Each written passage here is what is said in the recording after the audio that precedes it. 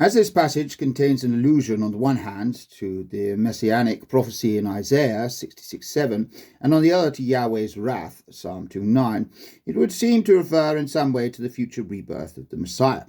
But such an idea is quite impossible in the Christian sphere. Paul says of the description of the Lamb in Revelation 5:6ff, this remarkably bizarre figure with 7 horns and 7 eyes cannot possibly be explained in Christian terms. Also, the Lamb develops some very unexpected peculiarities. He is a bellicose lamb, a conqueror. The mighty ones of the earth will have to hide from his wrath. He is likened to the Lion of the tribe of Judah. This lamb, who is reminiscent of Psalm 2:9, thou shalt break them with a rod of iron, and thou shalt dash them in pieces like a potter's vessel, rather gives one the sinister impression of a demonic ram, and not at all of a lamb who is led meekly to the slaughter. The Lamb of the Apocalypse belongs, without doubt, to the category of horned monsters mentioned in these prophecies. One must therefore consider the question whether the author of the Apocalypse was influenced by an idea that was in some sense antithetical to Christ, perhaps by a psychological shadow figure, an Umbra Jesu, which was united at the end of time with the triumphant Christ through an act of rebirth.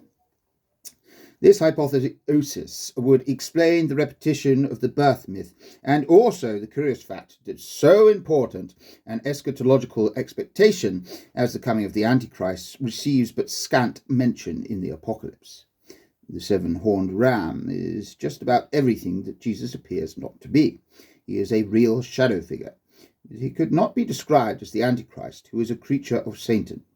For although the monstrous warlike lamb is a shadow figure, in the sense that he is the counterpart of the lamb who was sacrificed, he is not nearly so irreconcilable with Christ as the Antichrist would have to be.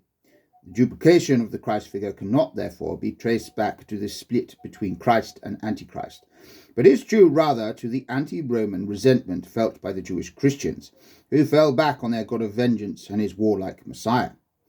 The author of the Apocalypse may have been acquainted with Jewish speculations known to us through later tradition.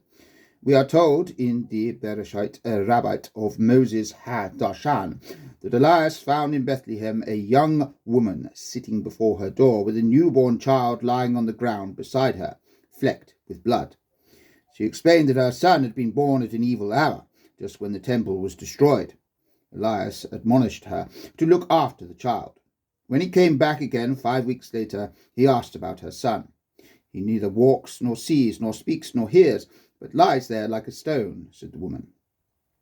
Suddenly a wind blew from the 4 corners of the earth, bore the child away, and plunged him into the sea. Elias lamented that it was now all up with the salvation of Israel, but a Bath Kol voice said to him, "It is not so.